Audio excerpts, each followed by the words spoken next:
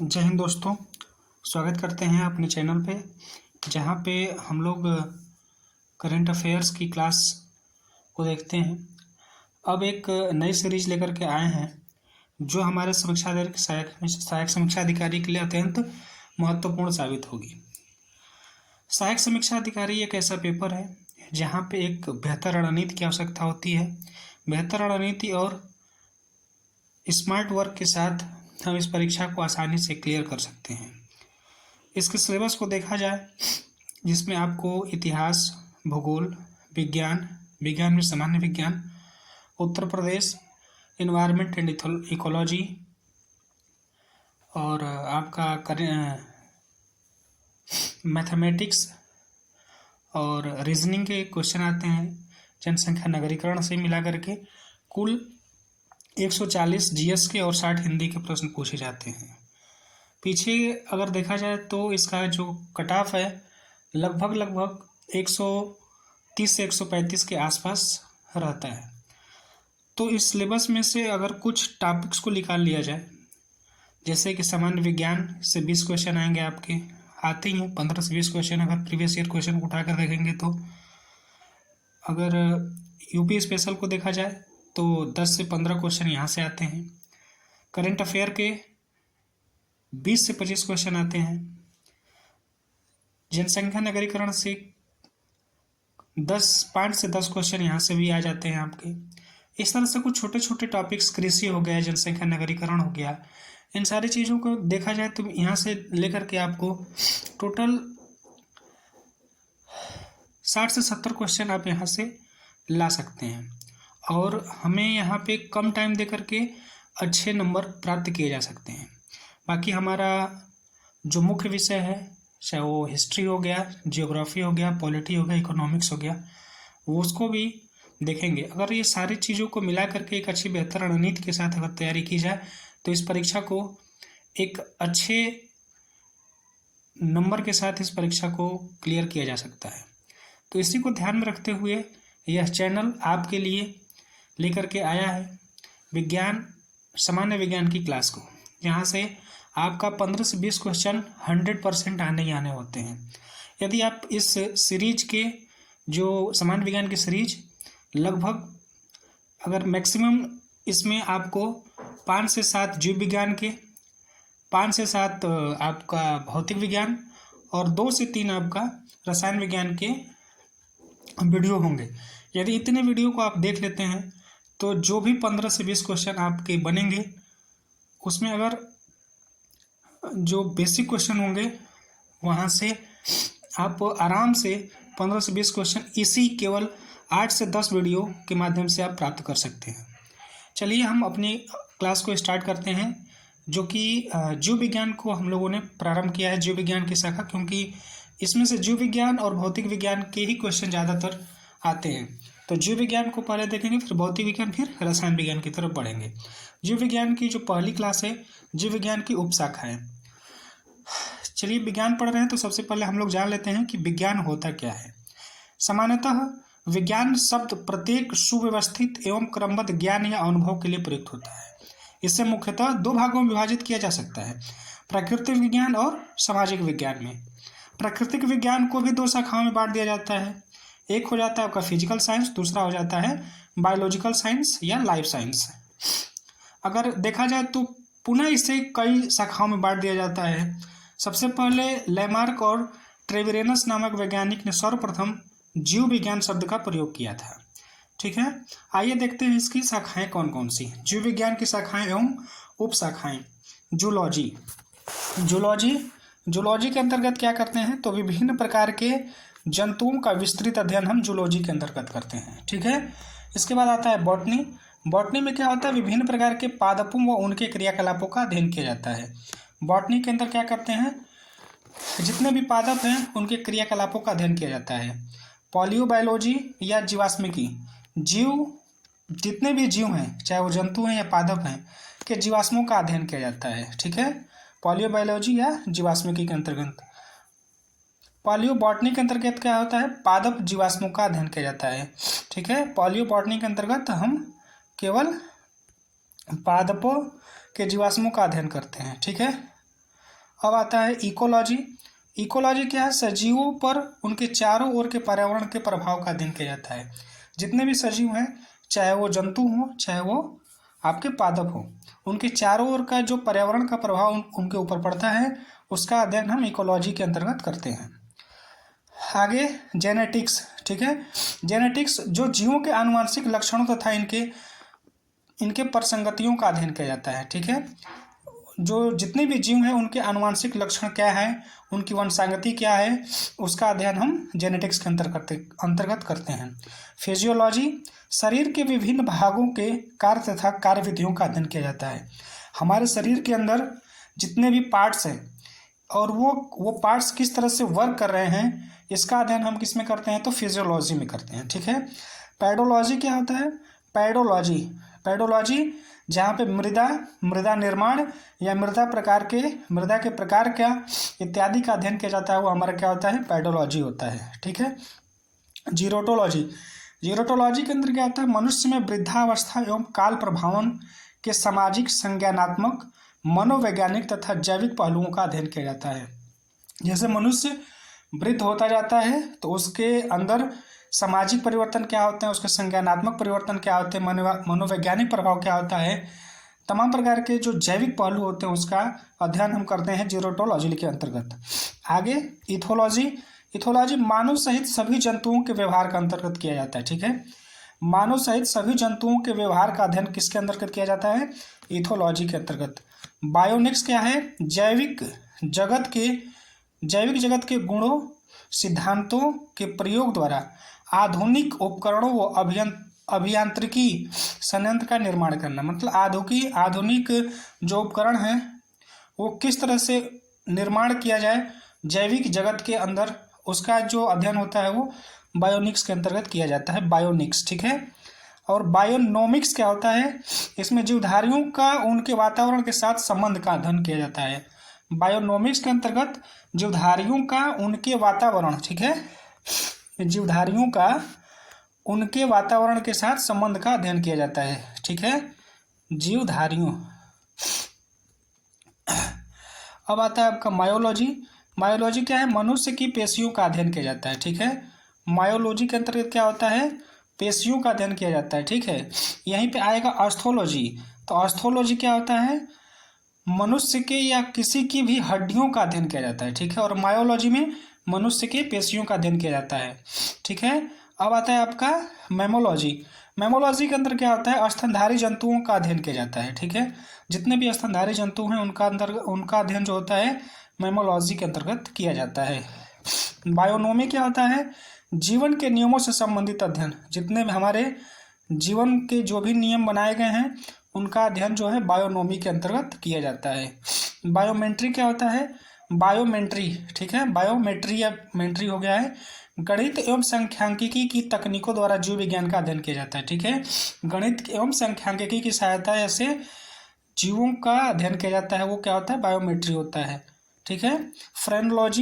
Phrenology मस्तिष्क के विभिन्न भागों की तथा उसकी विक्षिप्तता का अध्ययन किया जाता है, ठीक है। मस्तिष्क के विभिन्न भागों तथा उसके विक्षिप्तता का अध्ययन किया जाता है फ्रेनोलॉजी के अंतर्गत। एंथोलॉजी क्या होता है? एंथोलॉजी के अंतर्गत हम फूलों का अध्ययन करते हैं, एंथोलॉजी। एग्रोस्टोलॉजी क्या होता है? पारा से संबंधित अध्ययन होता है। एग्रोस्टोलॉजी में क्या होता है? पारा से संबंधित अध्ययन होता है। पैटिनोलॉजी क्या होता है? विभिन्न प्रकार के परागकणों का अध्ययन हम करते हैं पैटिनोलॉजी के अंतर्गत, ठीक है। अंकोलॉजी क्या होता है? अंकोलॉजी कैंसर व उससे संबंधित ट्यूमर का अध्ययन हम करते हैं अंकोलॉजी के अंतर्गत। टेराइटोलॉजी शारीरिक विकास में आने वाली असमानताओं का अध्ययन टेराइटोलॉजी के अंतर्गत करते हैं। वहीं कॉन्ड्रोलॉजी का अध्ययन कॉन्ड्रोलॉजी के अंतर्गत उपस्थिति से संबंधित जानकारी का अध्ययन हम करते हैं, ठीक है। उपस्थिति संबंधित जानकारी का अध्ययन हम कॉन्ड्रोलॉजी में करते हैं।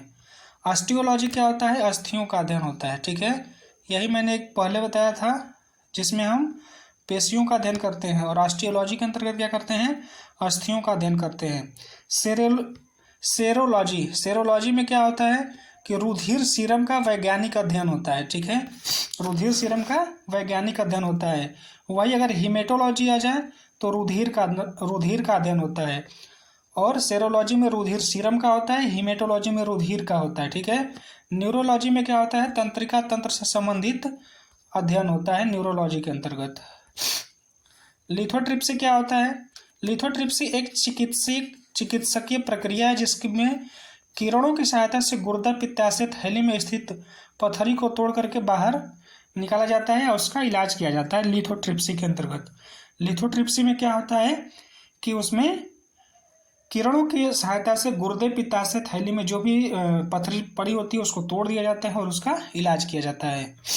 पैथोलॉजी में क्या होता है, रोगों की प्राकृतिक लक्षणों कारकों का अध्ययन किया जाता है। ठीक है, पैथोलॉजी में क्या होता है, रोगों की प्रकृति लक्षणों व कारकों का अध्ययन किया जाता है।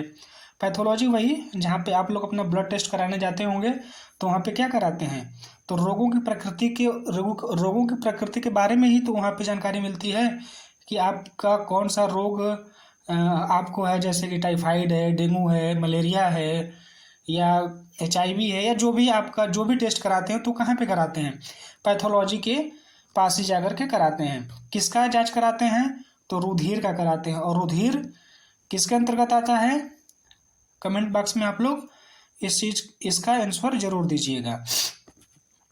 पढ़ते हैं आगे।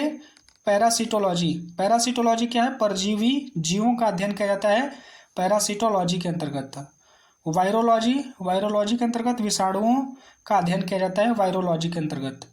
बैक्टीरियोलॉजी जहाँ पे जीवाणुओं का अध्ययन किया जाता है। एंटोमोलॉजी कीटों का अध्ययन किया जाता है। मिर्मेकोलॉजी चींटियों का अध्ययन किया जाता है। ठीक है, मिर्मेकोलॉजी और एंटोमोलॉजी कीटों का अध्ययन और मिर्मेकोलॉजी चींटियों का अध्ययन। मैलेकोलॉजी मोलस्का और इनके खोलों का अध्ययन किया जाता है मैलेकोलॉजी में। ठीक है, इक्थियोलॉजी जिसमें मत्स्य की संरचना का अध्ययन किया जाता है इक्थियोलॉजी के अंतर्गत। सर्पेटोलॉजी सर्पों का अध्ययन किया जाता है। हर्पेटोलॉजी उभयचरों तथा सरीसृपों का अध्ययन किया जाता है। हर्पेटोलॉजी में उभयचर तथा सरीसृपों का अध्ययन किया जाता है। सर्पेटोलॉजी में सर्पों का अध्ययन किया जाता है। आर्नियोलॉजी पक्षियों का अध्ययन। ठीक है, डर्मेटोलॉजी त्वचा तथा इसके रोग ट्रोपोलॉजी के अंतर्गत किया जाता है। ठीक है, डर्मेटोलॉजी के अंतर्गत त्वचा तथा इससे संबंधित जो भी रोग हो जाते हैं इसका अध्ययन जो करते हैं वो हम डर्मेटोलॉजी के अंतर्गत करते हैं। वहीं द्रोकोलॉजी क्या है, तो ट्रोफोलॉजी क्या है, तो पोषण एवं पोषण विविध का अध्ययन किया जाता है। ठीक है, टेटोलॉजी क्या है, उपर्जित लक्षणों का अध्ययन किया जाता है। बढ़ते हैं अब प्रमुख शब्दावली एवं संबंधित उत्पाद।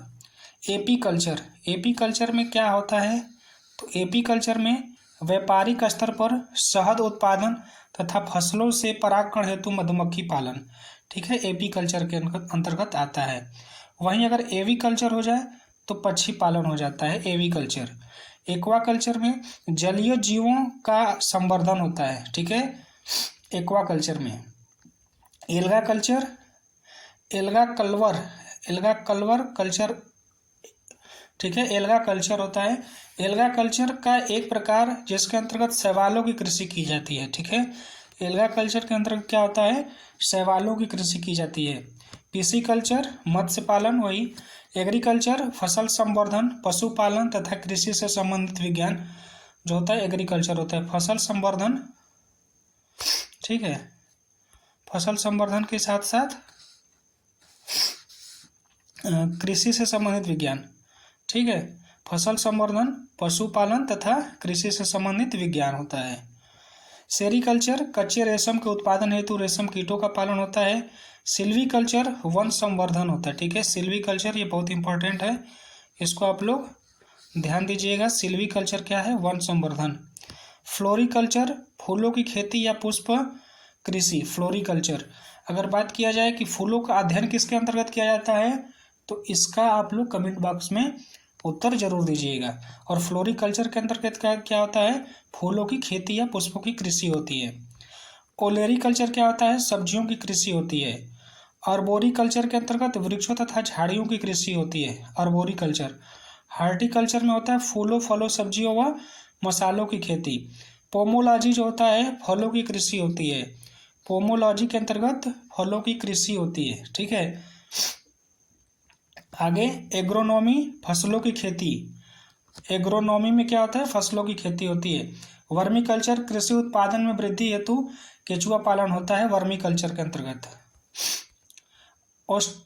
ऑस्ट्रीकल्चर व्यापार हेतु सीपों में कृत्रिम प्रजनन किया जाता है ऑस्ट्रीकल्चर के अंतर्गत। ओलीकल्चर जैतून का उत्पादन संरक्षण तथा व्यापार। हेलीकल्चर या होलीकल्चर में घोंघों का संवर्धन होता है। विटीकल्चर अंगूर उत्पादन। मेरीकल्चर जंतु व वनस्पतियों का संवर्धन मेरीकल्चर के अंतर्गत होता है। मोरीकल्चर में शहतूत की खेती होती है।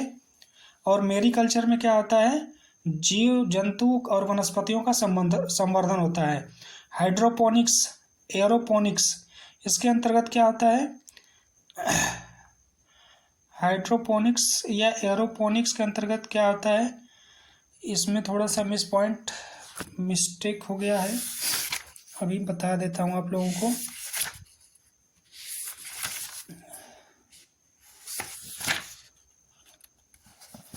चलिए इसको मैं अभी देख करके बता दूंगा। एरोकल्चर मृदा विहीन पादप संवर्धन होता है एरोकल्चर में। तो अब हम देखते हैं इससे संबंधित जो भी महत्वपूर्ण प्रश्न हैं हमारे एग्जाम में आए हुए हैं उनको हम देख लेते हैं। तो सबसे पहले जंतु विज्ञान का अध्ययन किसमें होता है, जंतु विज्ञान का अध्ययन जिसके अंतर्गत की जाती है वो क्या, जंतु विज्ञान के अंतर्गत अध्ययन किस चीज, जंतु विज्ञान अध्ययन करता है, ठीक है। ऑप्शन ए है केवल जीवित जानवरों का, बी केवल जीवित वनस्पति का, सी जीवित व मृत जानवर दोनों का, और डी है आपका जीवित व मृत वनस्पति दोनों का। तो आपका जो सही उत्तर हो जाएगा वो हो जाएगा आपका सी जीवित व मृत जानवर दोनों का, ठीक है। ये हमारा हो जाएगा उत्तर ऑप्शन सी। बढ़ते हैं हम अपने अगले प्रश्न की तरफ। इसमें थोड़ा सा इसको देख लिया जाए कि जंतु विज्ञान के अंतर्गत जीवित एवं मृत जानवरों का विस्तृत अध्ययन किया जाता है। जंतु विज्ञान बायोलॉजी की एक प्रमुख शाखा है जिसके जनक अरस्तु माने जाते हैं, ठीक है। फूलों का अध्ययन को क्या कहते हैं, फेनोलॉजी कहते हैं, एंथोलॉजी कहते हैं, एप्रेस्टोलॉजी कहते हैं, या डी पैली कहते हैं। तो इसका जो सही जवाब हो जाएगा वो आप लोग बताइए, इसका जो सही जवाब होगा वो क्या होगा, ठीक है। इसका जो सही जवाब हो जाएगा आपका हो जाएगा ऑप्शन बी एंथोलॉजी, ठीक है। एंथोलॉजी के अंतर्गत हम क्या करते हैं, फूलों का अध्ययन करते हैं। कीटों के वैज्ञानिक अध्ययन को क्या कहते हैं, ऑप्शन ए है आपका एस्ट्रोलॉजी, बी एंटोमोलॉजी, सी पैरासिटोलॉजी, या डी मैलेकोलॉजी, ठीक है। तो इसका जो सही उत्तर होगा वो क्या होगा, आपका ऑप्शन नंबर बी हो जाएगा एंटेमोलॉजी। एंटेमोलॉजी के अंतर्गत क्या होता है, कीटों का वैज्ञानिक अध्ययन किया जाता है, ठीक है। बढ़ते हम अपने अगले प्रश्न की तरफ। हमारा अगला प्रश्न है निम्नलिखित में से कौन सा विषय जनसंख्या एवं मानव समुदाय के महत्वपूर्ण आंकड़ों के अध्ययन से संबंधित है।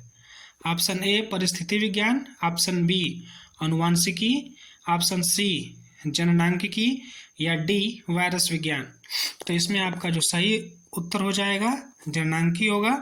इसके अंतर्गत हम क्या करते हैं, आंकड़ों का अध्ययन करते हैं। किसके आंकड़ों का अध्ययन करते हैं, तो जनसंख्या एवं मानव समुदाय के महत्वपूर्ण आंकड़ों का अध्ययन हम जननांकिकी के अंतर्गत किया जाता है, ठीक है। ऑप्शन सी जो होगा आपका सही आंसर हो जाएगा। विभिन्न संस्कृतियों के वैज्ञानिक विवरण के तुलनात्मक अध्ययन को क्या कहते हैं। Option A ethnology, option B ethnography, option C ethology, या ऑप्शन डी एथिक्स। तो आपका सही उत्तर क्या हो जाएगा, कमेंट बॉक्स में ज़रूर बताएं। आप लोग कमेंट बॉक्स में बताते रहें कि इसका जो सही उत्तर होगा वो क्या होगा। तो इसका जो सही उत्तर हो जाएगा आपका ऑप्शन ए इथेनोलॉजी हो जाएगा, ठीक है। इसमें क्या करते हैं, विभिन्न संस्कृतियों के वैज्ञानिक विवरण का तुलनात्मक अध्ययन को हम टेक्नोलॉजी कहते हैं। ऑप्शन ए जो होगा सही हो जाएगा। जैविक जगत में होने वाले कार्य, गुण व पद्धति अध्ययन के इस ज्ञान को मशीन जगत में उपयोग करने को क्या कहते हैं? ऑप्शन ए है आपका बायोनिक्स, बी है बायोनोमिक्स, सी बायोनोमी और डी बायोमेट्रिक। तो इसका जो सही उत्तर होगा वो आपका हो जाएगा ऑप्शन ए बायोनिक्स। ठीक है, बायोनिक्स जो हो जाएगा इसका क्या होगा, सही उत्तर होगा ऑप्शन ए। बढ़ते हैं हम अपने अगले प्रश्न की तरफ। पाइलिया वनस्पति के अंतर्गत अध्ययन करते हैं। ठीक है, पाइलिया इसमें जंतु जीवाश्म का, शैवाल का, फफूंदी का या इनमें से कोई नहीं। तो इसका जो सही उत्तर हो जाएगा आपका ऑप्शन डी हो जाएगा, इनमें से कोई नहीं। तो पाइलिया के अंतर्गत किस चीज़ का, पहेलिया वनस्पति या पहेलिया बांटने के अंतर्गत किया जाता है। ठीक है, पहेलिया वनस्पति या पहेलिया बांटने के अंतर्गत हम करते हैं इसका, पाइलिया वनस्पति के अंतर्गत हम अध्ययन करते हैं। पादप जीवाश्मों का अध्ययन करते हैं। ठीक है, रेशम कीट पालन को कहते हैं। रेशम कीट पालन को क्या कहते हैं? Option A apiculture, B horticulture, C sericulture या डी फ्लोरिकल्चर। तो इसका तो आप लोग आंसर आराम से दे सकते हैं कि रेशम कीट पालन को क्या कहते हैं। तो रेशम कीट पालन को हम लोग सेरीकल्चर कहते हैं। ऑप्शन सी जो होगा वो हो जाएगा सेरीकल्चर। सेरीकल्चर में रेशम कीट का पालन किया जाता है। ठीक है, बढ़ते अगले प्रश्न की तरफ। मधुमक्खियों का उपयोग किया जाता है सेरीकल्चर में, टिश्यू कल्चर में, एपी कल्चर में या पीसी कल्चर में। तो इसका जो सही उत्तर हो जाएगा आपका ऑप्शन सी एपी कल्चर में। ठीक है, सेरीकल्चर में कीटों का होता है, पीसी कल्चर में मछलियों का, और एपी कल्चर में जो होता है वो मधुमक्खियों का उपयोग किया जाता है। ठीक है, ऑप्शन सी जो होगा वो सही उत्तर हो जाएगा। कीट संवर्धन क्या है? कीटों की वृद्धि करने का विज्ञान, बी जंतुओं के अध्ययन करने का विज्ञान या सी मछलियों के अध्ययन करने का विज्ञान, डी कीटों को मारने का विज्ञान। तो कीट संवर्धन जो होता है वो क्या होता है? जंतुओं के अध्ययन करने का विज्ञान होता है। ऑप्शन बी जो होगा वो कीट संवर्धन जो होता है कीटों की वृद्धि करने का विज्ञान होता है। ऑप्शन ए जो होगा वो सही हो जाएगा, कीटों की वृद्धि करने का विज्ञान। बढ़ते अगले प्रश्न की तरफ। वर्मी कल्चर में प्रयुक्त वर्म होता है tape worm, silk worm, thread worm या अर्थवर्म। तो इसका जो सही उत्तर हो जाएगा आपका वो हो जाएगा option D earthworm. Vermi culture में प्रयुक्त होता है अर्थवर्म होता है। ठीक है, बढ़ते अगले प्रश्न की तरफ। जेरेटोलॉजी निम्नलिखित में से किसके अध्ययन में संबंधित है? ऑप्शन ए शिशु, बी महिलाएं, सी त्वचा की बीमारी या डी वृद्ध। तो इसका जो सही उत्तर हो जाएगा आपका हो जाएगा ऑप्शन डी वृद्ध। ठीक है, बढ़ते हम अपने अगले प्रश्न की तरफ। पेडोलॉजी निम्न वैज्ञानिक अध्ययन से संबंधित है। पेडोलॉजी के अंतर्गत हम किसका अध्ययन करते हैं? ए वायुमंडल का, बी मिट्टी का, सी प्रदूषण का या डी बीज का। तो पेडोलॉजी के अंतर्गत हम क्या करते हैं? मिट्टी का अध्ययन करते हैं। बढ़ते हैं हम अपने अगले प्रश्न की तरफ। हमारा अगला प्रश्न है, अस्थियों का अध्ययन विज्ञान के किस प्रकार के अंतर्गत किया जाता है? अस्टियोलॉजी, बी ओरोलॉजी, सी सेरोलॉजी या डी जियोलॉजी। तो इसका जो सही जवाब हो जाएगा आपका ऑप्शन ए हो जाएगा ऑस्टियोलॉजी। सांपों के विषय में जानकारी प्राप्त करना कहलाता है। Option A serpentology, B ornithology, C herpetology या डी एक्थियोलॉजी। तो इसका जो सही उत्तर हो जाएगा आपका ऑप्शन नंबर ए सर्पेटोलॉजी। पढ़ते हैं अगले प्रश्न की तरफ। हाइड्रोपोनिक्स क्या है? ऑप्शन ए मृदा पादप संवर्धन, ऑप्शन बी पादप में कलम लगाना, सी सब्जियों का अध्ययन या डी जल संरक्षण। तो जो 17 का जो सही उत्तर हो जाएगा वो हो जाएगा आपका ए मृदा विभिन्न पादप संवर्धन जो होता है हाइड्रोपोनिक्स के अंतर्गत होता है। मृदा में विभिन्न पादप संवर्धन जो होता है हाइड्रोपोनिक्स कहलाता है। बढ़ते हैं अपने अगले प्रश्न की तरफ। हमें लगता है कि इतना ही प्रश्न था और यह क्लास जो है यह ख़त्म हो गई। उम्मीद है कि आपको अच्छे से सारे प्रश्नों का जवाब मिला होगा और जितनी भी चीज़ें आपको बताई होंगी वो आपको अच्छे से समझ में आया होगा। इसी प्रकार से हम लोग और क्लास को कंटिन्यू करेंगे। यह चूँकि पहली क्लास थी जिसमें तमाम प्रकार की दिक्कतें भी आई हैं, इसको हम आने वाली वीडियो में भी सही करने का प्रयास करेंगे, जिससे आपको किसी प्रकार की समस्या का सामना न करना पड़े। मिलते हैं अपने अगले वीडियो के अंतर्गत। तब तक के लिए धन्यवाद। वीडियो को पूरा देखें, लाइक करें, चैनल को सब्सक्राइब करें और अपने दोस्तों के साथ शेयर ज़रूर करें। तब तक के लिए धन्यवाद।